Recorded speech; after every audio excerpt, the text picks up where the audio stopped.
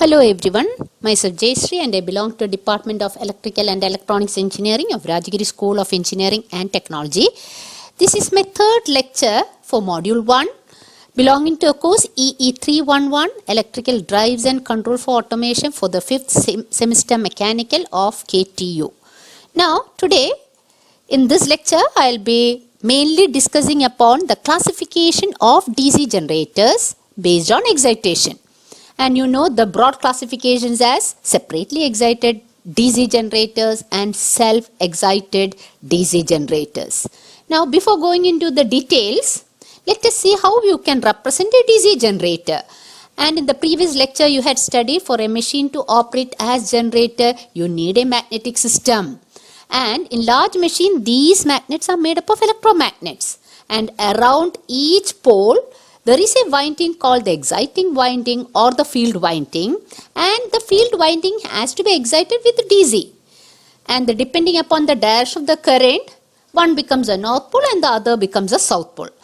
Let us take the example for a 4-pole machine. So in a 4-pole machine, there are 4 poles. Around each pole you are having the field winding, and all the field windings are generally connected in series. And finally you have one terminal which is connected to the positive and the second terminal connected to the negative. It is fed with DC. So if it is an 8-pole machine, 8 such coils will be there. And it will be cumbersome if the number of poles increases. So rather than drawing the different coils, it is easier to draw it, represent it as a single coil or like an inductor. And we can name it as F1 as well as F2. So this represents the field winding or the exciting winding. And you are having the series field winding also. In series field winding, then there also you are having all the coils connected in series. So easier way to represent a series field winding is simply to represent it by a coil and naming the coil as S1 as well as S2, one end fed with the DC plus terminal and the other one fed with the DC negative terminal. And commonly whether it is shunt field or series field, it is drawn like a coil or inductor. Now this is present on the stator. Now on the rotor, you very well know that it accommodates armature conductors terminated to commutator segments with brushes resting on them. So the representation for the armature, we will see how the same can be drawn. It can be drawn in 3 different ways. The easiest way is to draw a circle. At the top and bottom, you can draw the brushes as rectangular parts. Okay, so you can name it as A1 as well as A2 represent the armature terminals, and one will be the positive. It acts as a generator. So one positive terminal and one negative terminal. And when you study the construction, you had seen that the same machine can be operated as motor or generator. Now you are concentrating it on generator. So within the circle, you can draw it as, you can write it as G. So G represents this particular machine is operating as a generator. And you already have studied the expression for induced EMF or the generated EMF. And it is like a battery. So one way to represent EG as, if this is positive, I can draw with the help of an arrow. EG represents the induced EMF within the armature. And whenever the circuit is closed, you have having the armature current. If this is positive and this is negative, this will be the direction of armature current. Rather than drawing this way, you can represent this way also, much more in detail. And RA represents the effective armature resistance. You had seen the winding arrangements like lap and wave, and the winding are either series parallel combination. So RA represents the effective armature resistance across the terminals A1 and A2. So this is the second way to represent the armature of a generator. You can also represent this way with a battery representing EG and the armature resistance shown as a resistance and the current direction shown as this way, a little more detailed. So I will be commonly using this representation, and A1 as well as the A2, the brush terminals, one acting as the positive and second acting as the negative. So here you can see circle represents armature winding, not alone armature winding but commutator segments also, and 2 brushes. Usually the number of brushes equal to number of poles, and the positive brushes will be tied together, all the negatives will be tied together, and finally you'll be having one positive terminal and one negative terminal. So in the diagram you will be showing only two brushes, one positive, one negative, and they are placed in diametric opposite position. So we had seen how to represent a generator, and we call it as an equivalent circuit. Now moving on to the details based on excitation, you are having separately excited DC generators and self-excited DC generators. Now first we'll deal with separately excited DC generators. Now what do you mean by separately excited? That means its field winding. F1 and F2, I told you that is the representation for the field. F1 terminal, one acting as a positive and the other acting as the negative. So F1, F2 represents the field winding. Let R subscript F represents S resistance. Now this is my separate source. Source for this particular field winding. Let it EMF be represented as E. Since the circuit is closed, current will be set up IF. So here the field is separately excited, hence the name separately excited DC generator. So this represents whatever present on the stator, and this provides a magnetic system. I told you that large generators are electromagnets. Now you can see this as the representation for the armature. A1, A2, the brush terminals, and the output of the generator is fed to a load. What do you mean by a load? One which consumes power is a load. And it can be a lamp load or any other load present over here. Now we are studying two terms, two parameters like V. You can see the diagram. V is the voltage across the load. And IL is the current flowing through the load.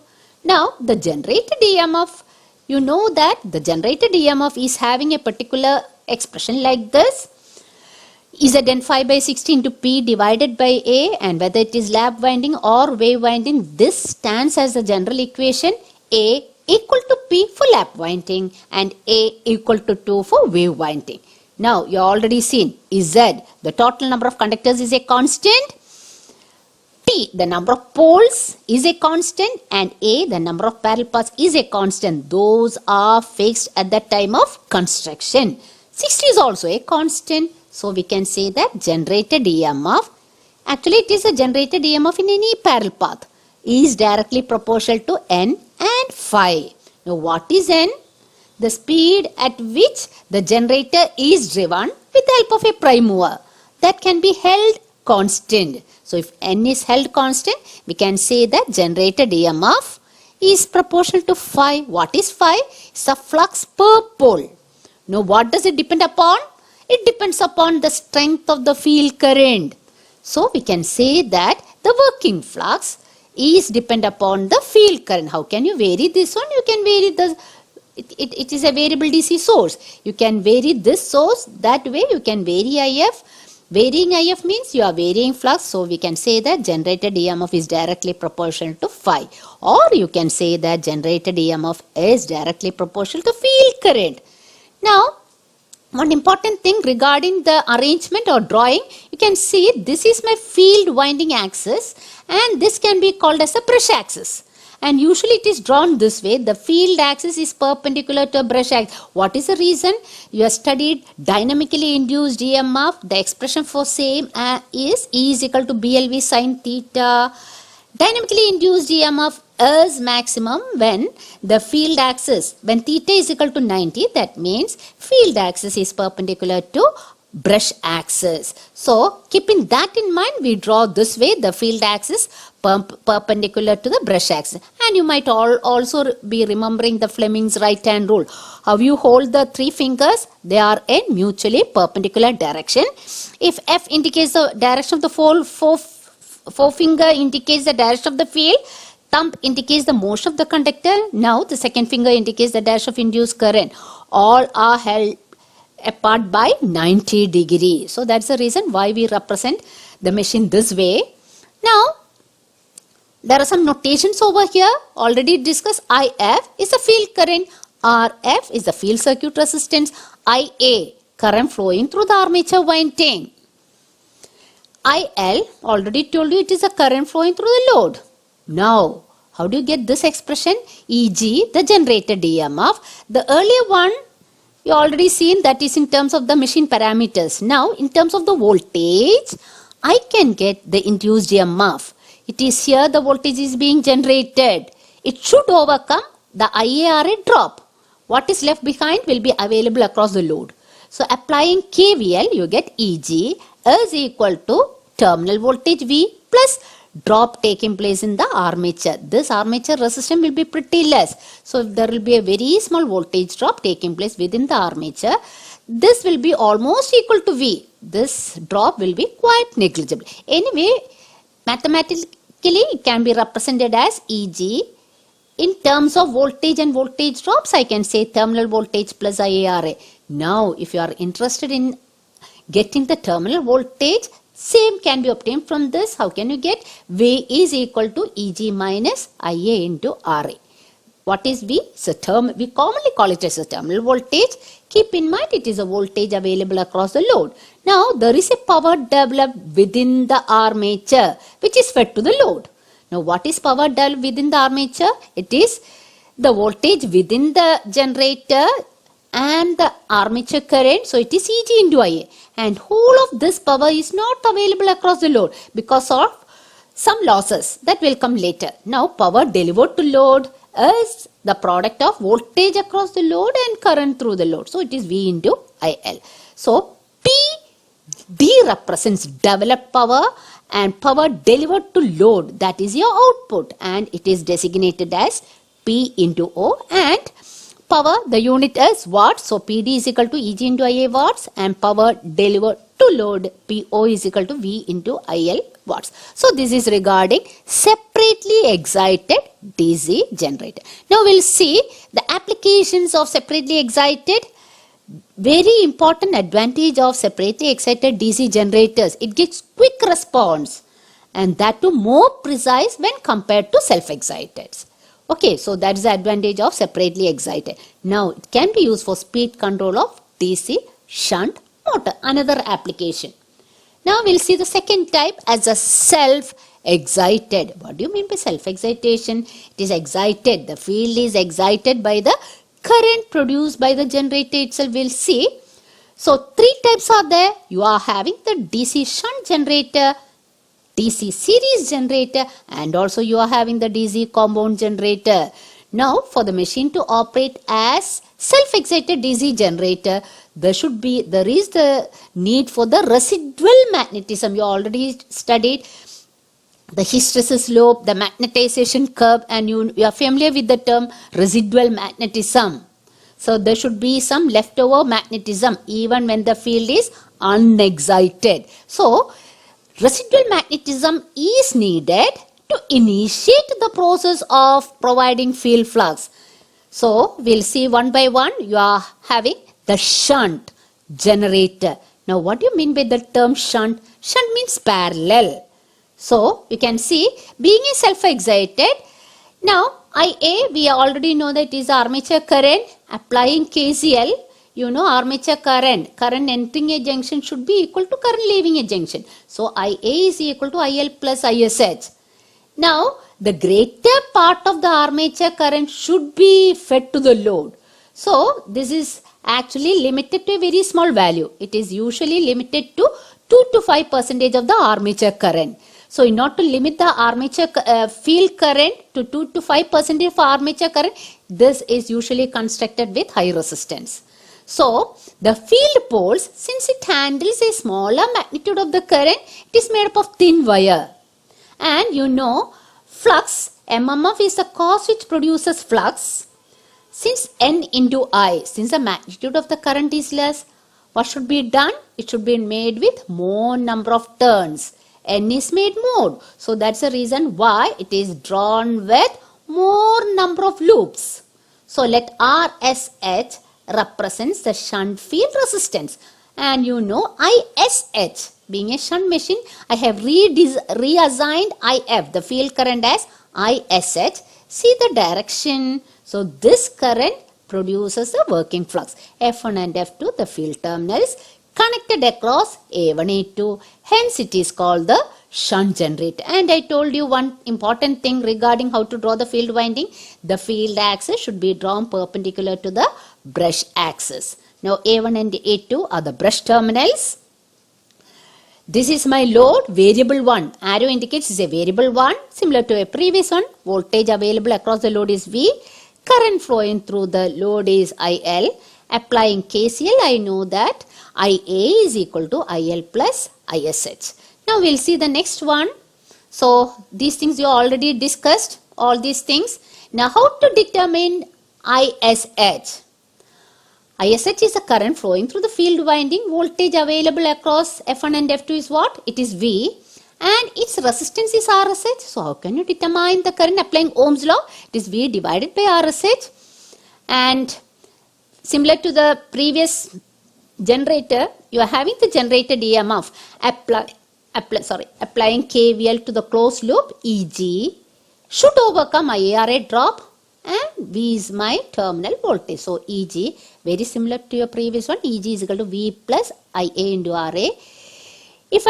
If I need to compute V, the terminal voltage V can be written as EG minus IA into RA, that is mentioned over here.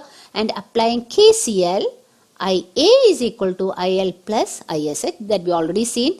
Now, power developed within the armature, EG into IA, and power delivered to load is V into IL. Very similar to your previous method. Whichever be the type of arrangement, voltage available across the load is V and current flowing is IL. So, V into IL is a power output, PO, and power developed is its generated EMF, EG, into its armature current, IA. So, that is regarding shunt generator. Now, let us see the applications.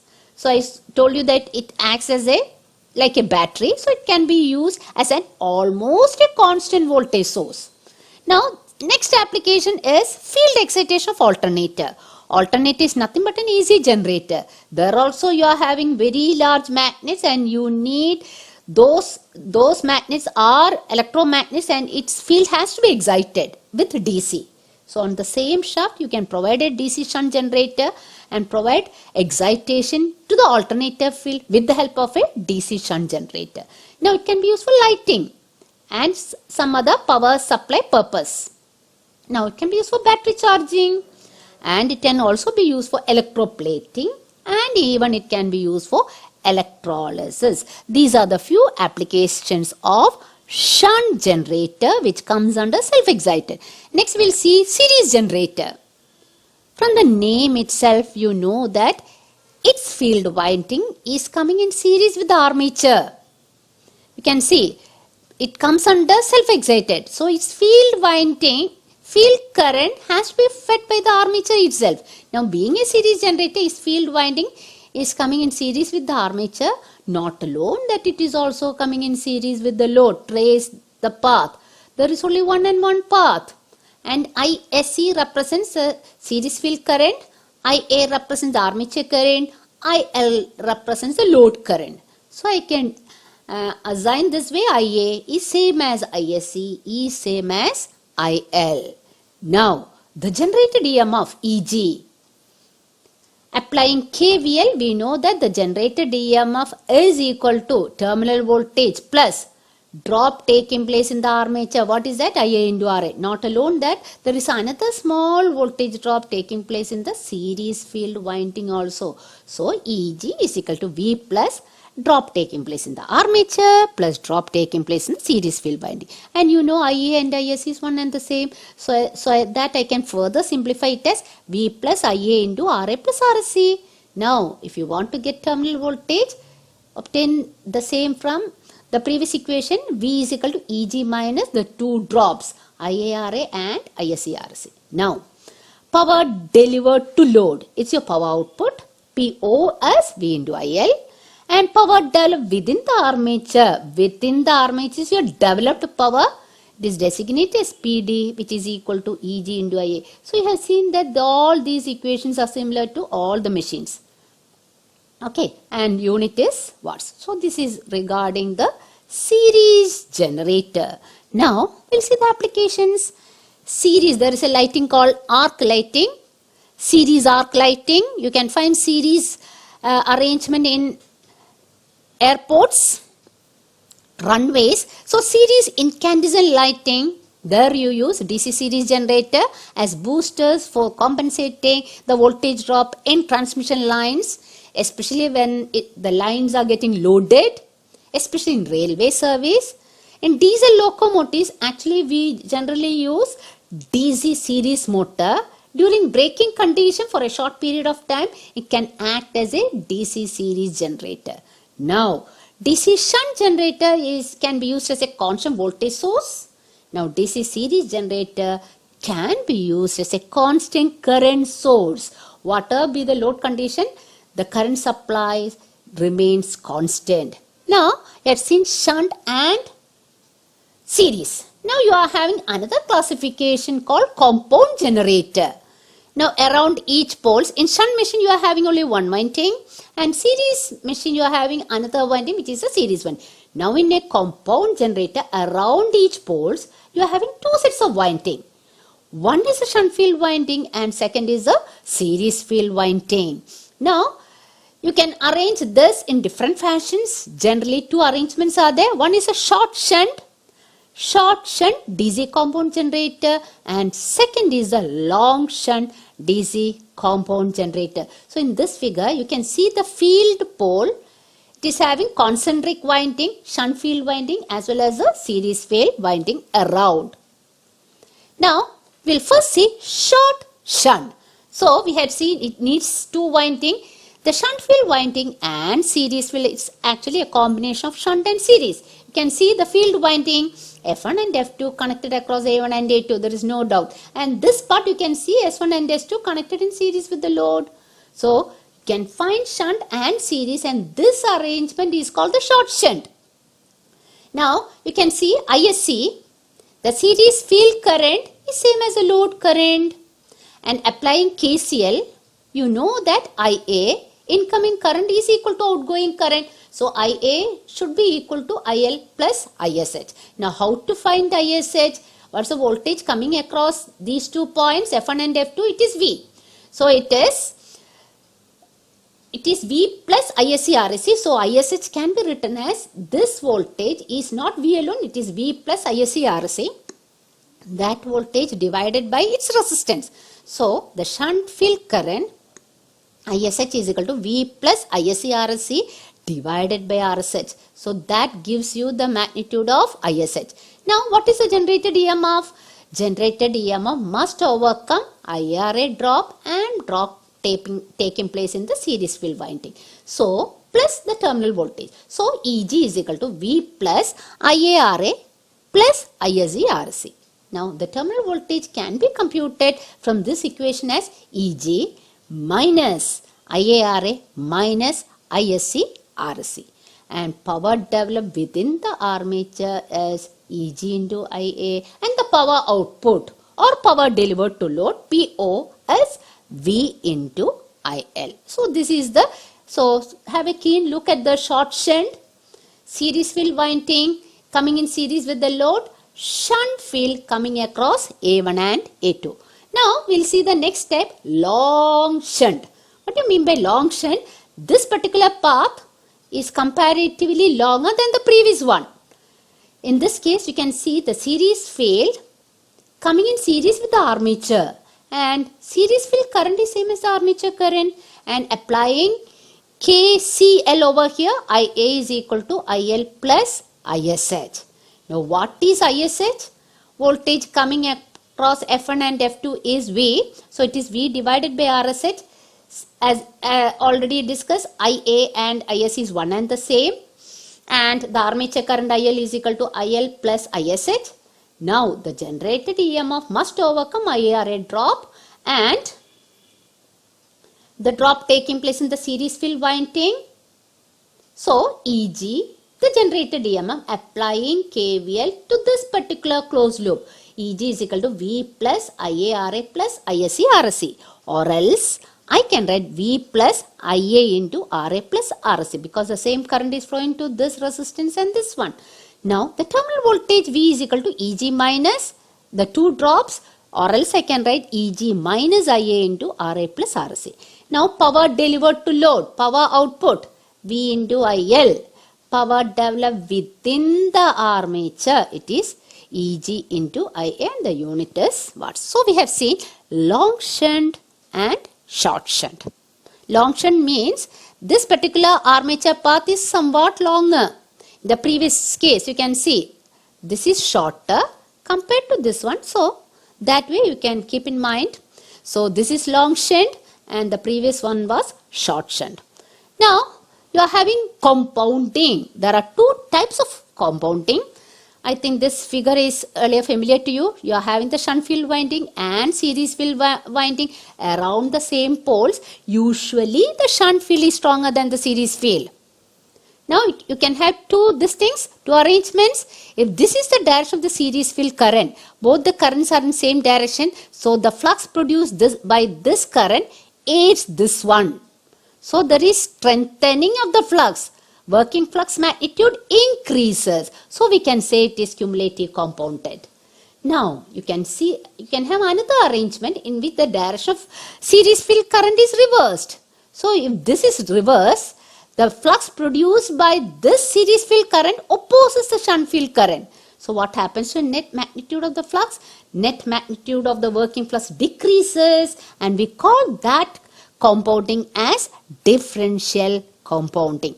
Now you can have both cumulative compounding and differential compounding for short shunt as well as long shunt. So that you can have DC short shunt cumulative compound machine and DC short shunt differentially compound machine. Similarly, DC long shunt cumulative compound machine and DC long shunt differentially compound generator. But commonly differentially compound machines are not seen. So generally we go for DC compound generator with cumulative compounding. Now the applications. Level compounded generators. What is level compounded? You will see in subsequent classes, are used for drives which require almost a constant voltage supply, just like DC shunt generator. Now over compounded generators, what is over compounded also you will study later on. For the time being, just study this way. Over compounded generators are normally used to offset or compensate the voltage drop in transmission, DC transmission lines or feeders. Now cumulative compound generators are used for lamp loads, multiple number of lamps connected in parallel, arc welding purpose, and also as elevator motors. Okay. Now since we are done with the classification based on excitation, you can see the block diagram. DC machine, why it is shown as machine means same type of classification is seen for motors also, that we'll study in next module. So DC machines in general separately excited and self-excited. You already know what is separately excited and under self-excited. You have seen shunt, series and compound, and under compound you are having both short shunt as well as long shunt. So that is regarding the classification based on excitation. Now my reference books. Electrical Machines, D.P. Kothari and I.G. Nagarath. Now second book, Electrical Machinery by Dr. P.S. Bimbra. Principles of Electrical Machines by V.K. Mehta and Rohit Mehta, pretty simple book. A textbook of Electrical Technology by B.L. Tereja and A.K. Tereja. And two videos are there from NPTEL, Electrical Machines, and you can hear the videos of module 7 and 8, lectures by Professor G. Bhuvaneshwari of IIT Delhi. And second one which you can also refer as Electrical Machines 1, week 7 and 8 lectures by Professor Tapas Kumar Bhattacharya of IIT Kharagpur. That is all. Thank you.